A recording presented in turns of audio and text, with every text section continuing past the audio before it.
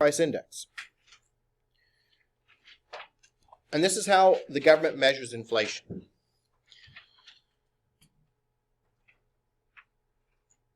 Well, not 84. Sorry, we'll look at 85 here because that's one of the ones that has the Consumer Price Index. The Consumer Price Index, it provides a means of figuring out the power of the U.S. dollar. Using the period from 1982 to 1984 as a measure of 100, the CPI for selected years 2003 through 2015 is shown in the table. We're going to set up a ratio, and we can use this to predict a price in a particular year. So we've got our year here and our index over here.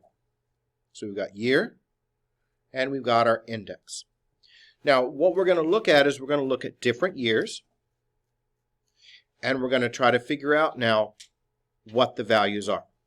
So we're going to use this table, and we're going to look at 85, and it says we want to use this table to find the amount that would be charged for using the same amount of electricity that costs $225 in 2003. So we want to figure out what that would be in 2005. So we need to make sure we label the years here. So what we're looking at is we're looking at 2 years. We're looking at 2003, and we're looking at 2005.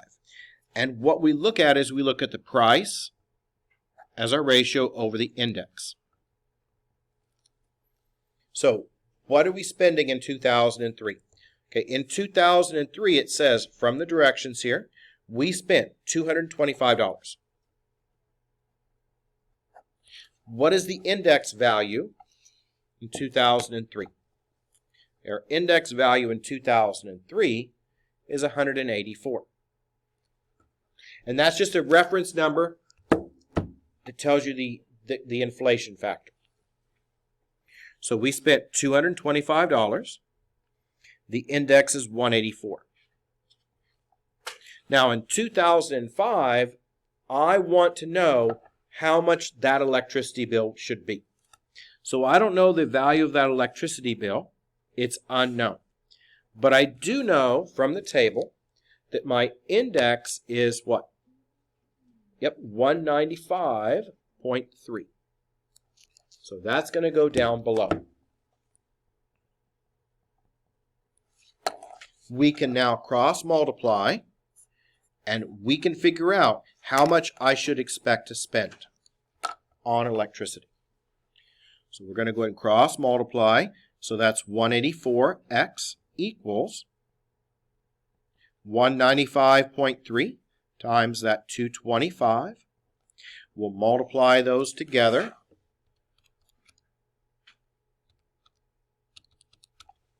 And that gives you this, 43942.5. And we still got to divide that by the 184. And that should give us a rough estimate of how much it costs. It should cost a little more, not a whole bunch more, just a little bit more. So that electricity bill 2 years later would cost $238, and it looks like 82 cents. So it did go up a little bit because of inflation.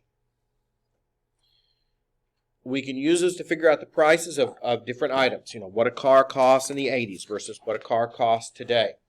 You can use it as a comparison, and this just shows you your inflation rate. So let's do one more. Let's look at question 88. Okay, same type of question.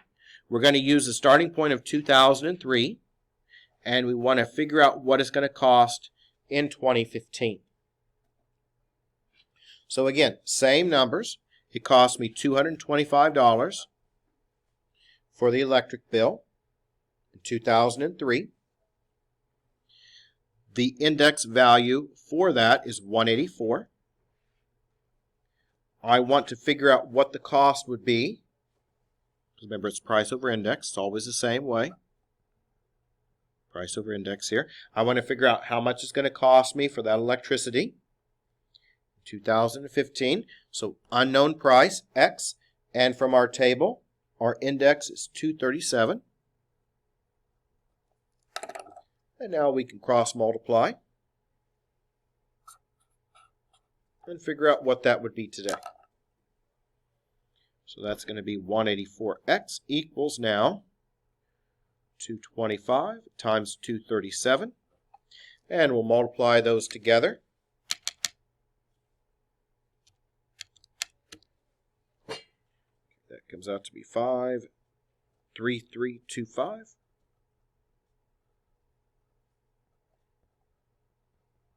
Divide by 184. And now we know that the price of those groceries should be about $289, and it looks like 81 cents. So that's how much the groceries should cost in 2015. Is everyone okay with how to read that table? There are a couple of questions in your homework that use that same table. Well, different table, but like the first one here. Okay, they give you 2 different years, and you want to compare the price. So you can use that to then figure out, like on that one, what those groceries would cost. Use your consumer index table. And this is a measure of inflation.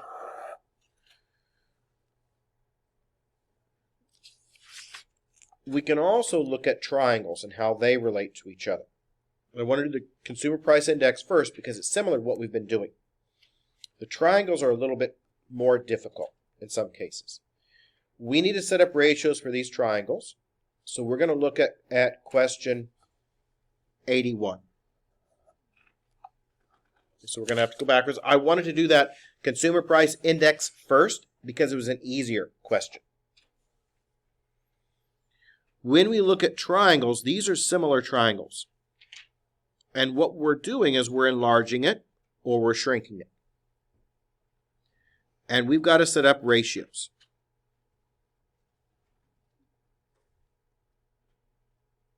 And we need to figure out the missing parts.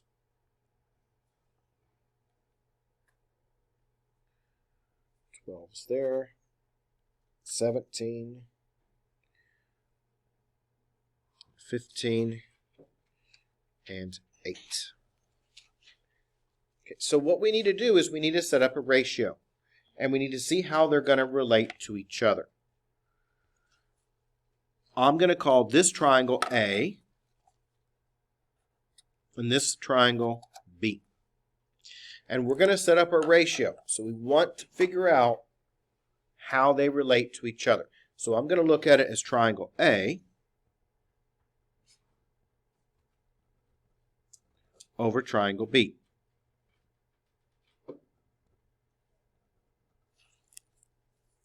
So maybe I want to enlarge a photo or something like that. Okay, I want to make sure it keeps the same proportions. So we need to see how they match up. Now we only want to do one variable at a time.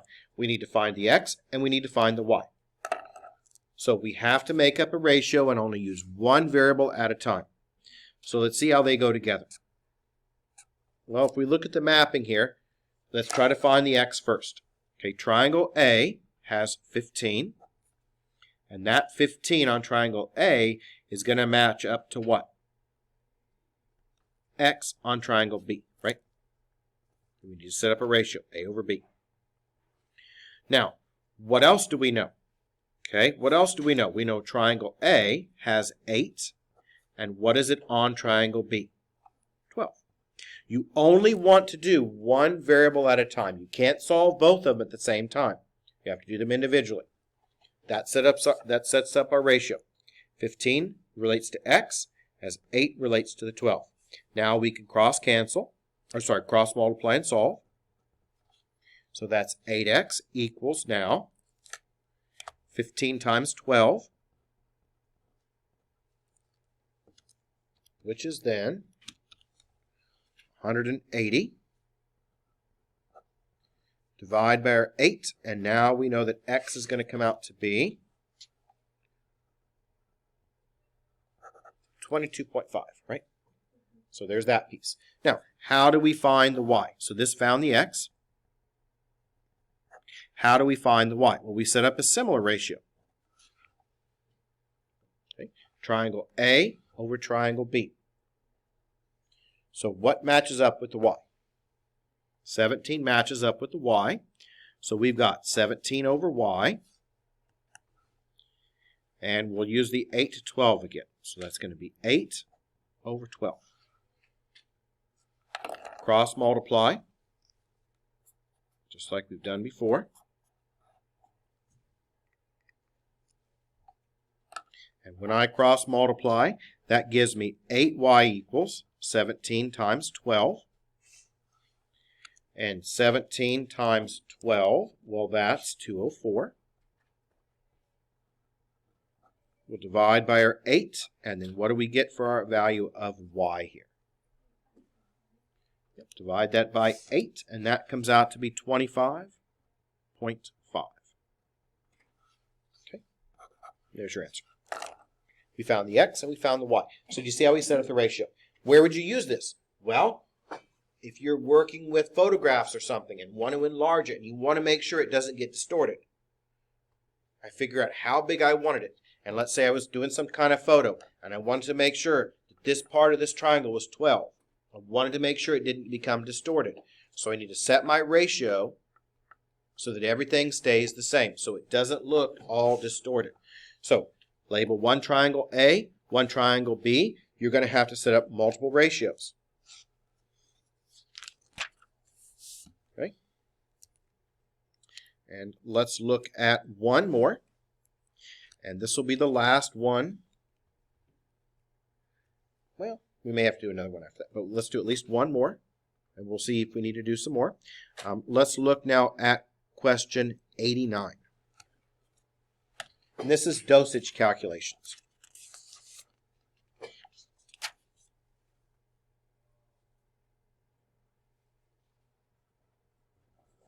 So question 89 here.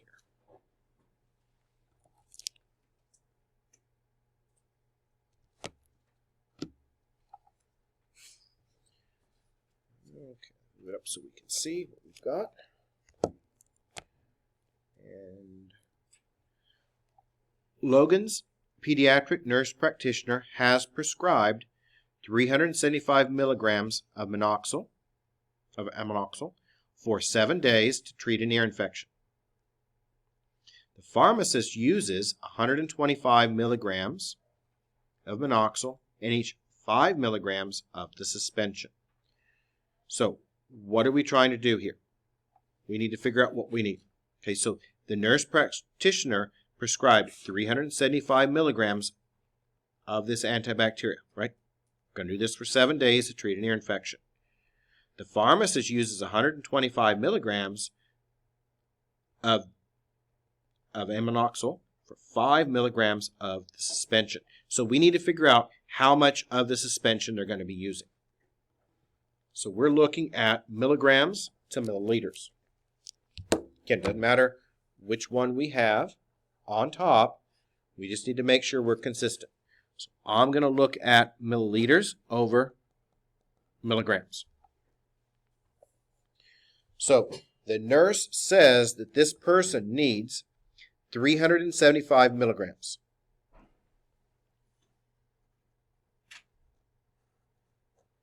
That is going to be in suspension, right? It's a liquid. So how many ounce or how many milliliters of this liquid would we need for the patient? We don't know, right? We don't know what it's going to be, but we do know how many milligrams of that antibacterial solution or antibacterial stuff that we need. So we're going to make that into a solution. So we have the amount of that powder. We're going to mix it to make a suspension, make a water-based type of drink. Okay, so the pharmacist, it says they use 125 milligrams,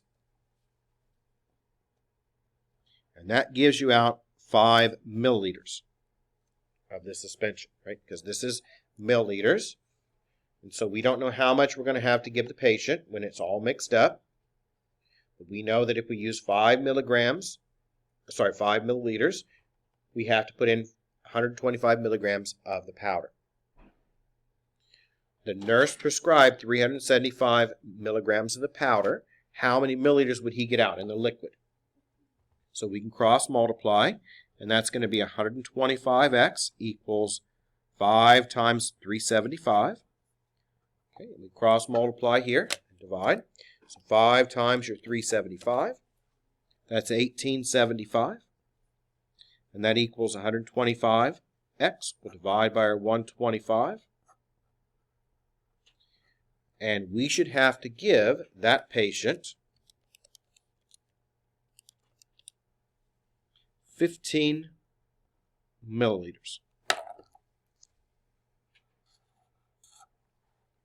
So that's what you'd expect to give the patient. Right? So the pharmacist mixes it up. That's the dosage, 15 milliliters. Okay, let's do one more. This is going to set up a ratio, same over on the next ones. This one's going to look at percentages. Let's look at 107.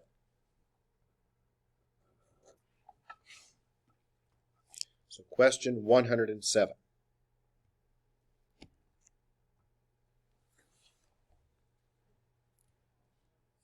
So Anna saved $1,950, which was 65% of the amount needed for her used car. What was the total amount she needed for the car? We're going to have to set this up the same way we set up the others.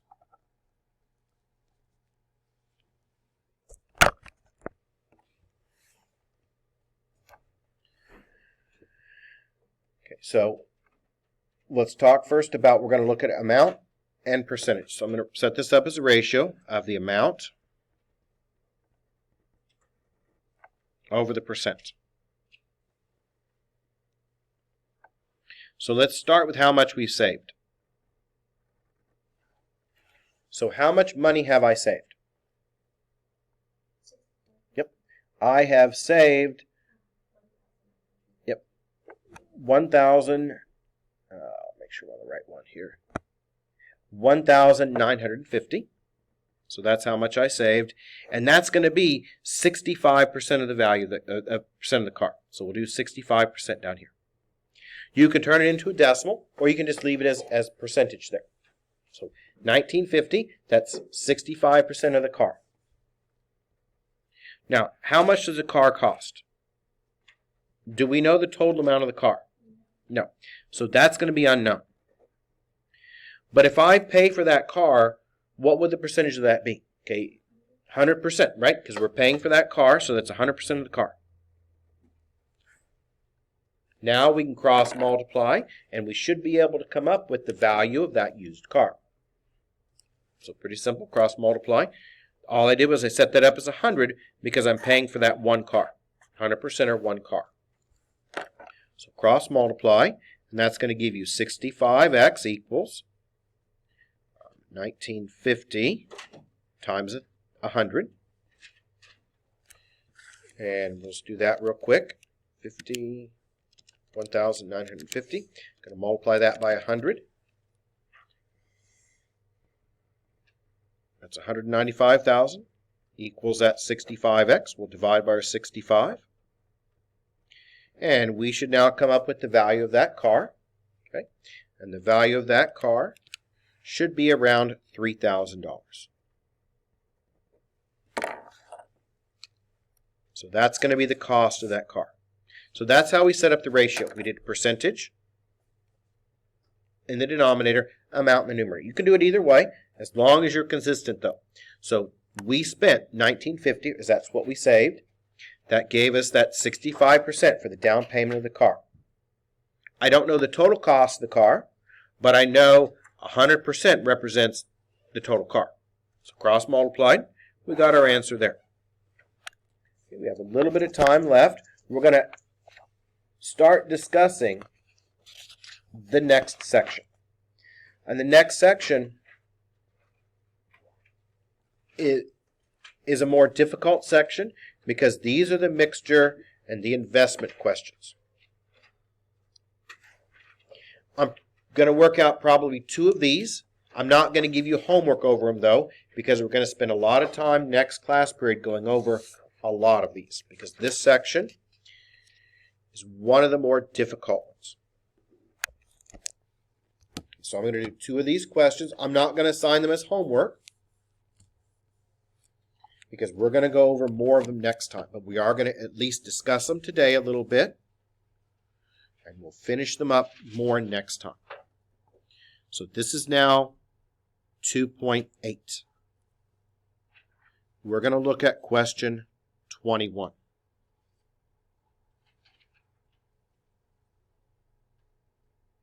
And these are mixture problems. What we're going to be doing is we're going to be mixing different chemicals together at, 178. Sorry about that.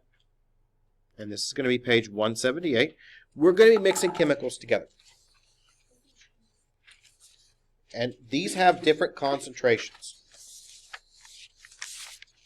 And we're going to mix these together to get the desired strength. So we're going to look at question 21.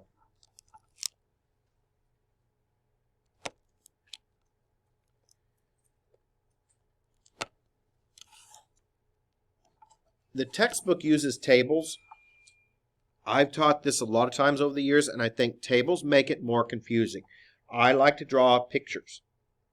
I think it's easier than putting a table together. In a chemistry class, 12 liters of a 12% alcohol solution must be mixed with a 20% solution to obtain a 14% solution. How many liters of the 20% solution are needed? So we're going to try to change the strength of something.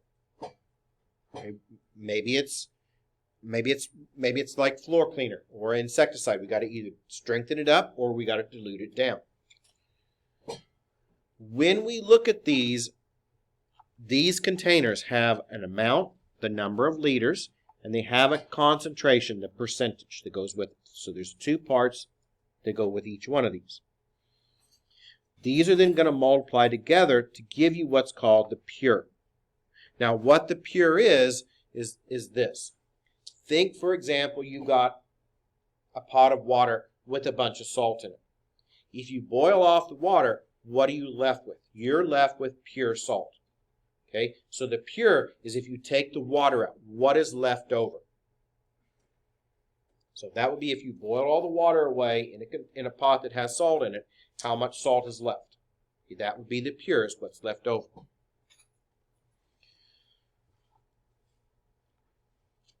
In a chemistry class, 12 liters of a 12% solution. So let's start with that.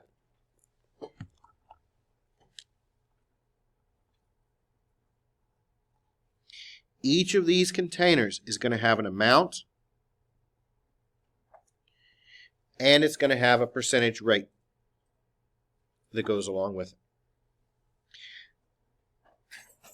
On the first container, what do I have? I have 12 liters. So that's going to go here. My percentage or concentration is 12%. So 12 liters. I don't have to put the liters there. I do like to use the percentage symbol. That way we don't make a mistake. So that's going to be 12%. I'm going to take this. Okay, so that's what I've got for the first one. And I'm going to mix it with a 20% solution. So this is going to be box number 2.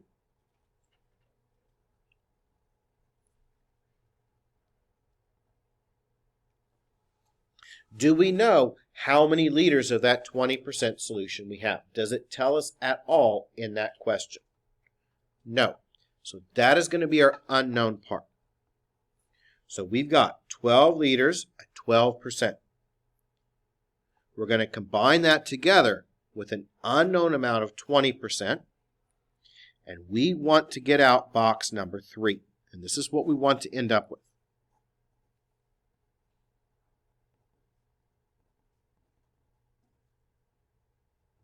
So when we're finished mixing these chemicals together, we want to get a new concentration. Okay, and what do we want to get out? We want to obtain or get out a 14% solution. So that is what we want. So we have different chemicals on the shelf. We have to mix different concentrations. We have to mix them together to get the correct concentration. Now, I wrote these out as 1, 2, and 3 because 1 plus 2 equals 3. These add together. So what do we have here? We have 12 plus X, bless you. So that's going to go here. They can't go together, but we just put them together there. Now we need to talk about our pure. And pure is the amount times the concentration, or the percentage rate. This is going to build our equation. So let's see what we've got. We're going to take our first one. Now with these percentages, we need to make sure that we convert them into a decimal. They have to be in a decimal form. So we go up to our first box. Amount times the rate. This is going to be our pure. Amount times the rate. Well, that's going to be 12, and 12% is 0.12. Right? We need to make sure that those percentages are turned into a decimal. And we go to our second box, and what's in our second box? 20%, so that's 0.2. And what is it getting multiplied by? X. And then that's going to equal our third box. And what's over here? 14%, so that's 0.14. And what's my amount? 12 plus X. Now we can solve it and we can figure out what we need of the 20%. So we're going to go ahead and multiply here. 12 times 0.12, I think that should be 1.44, and it is. So that's 1.44 plus 0.2x. We're going to have to distribute here.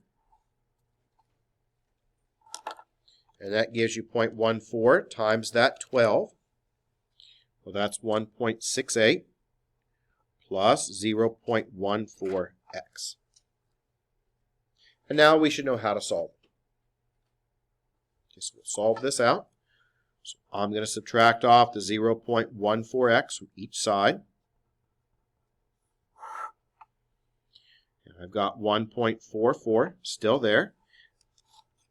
If you have trouble with decimals, use a calculator. 0.2 minus 0.14.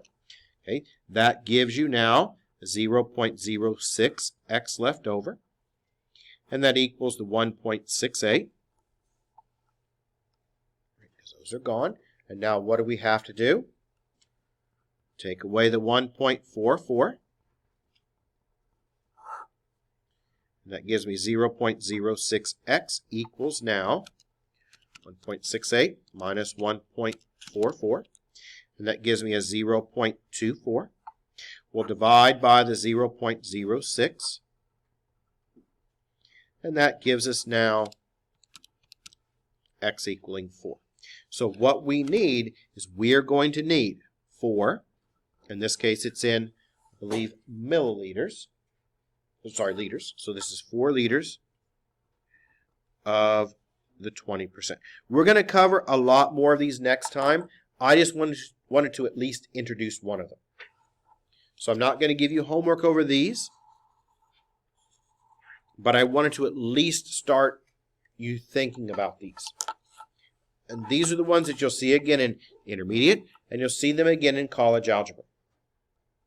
So what's our homework for next class period? Well, our homework, we went through and we finished up 2.7. So you should be able to do all of 2.7.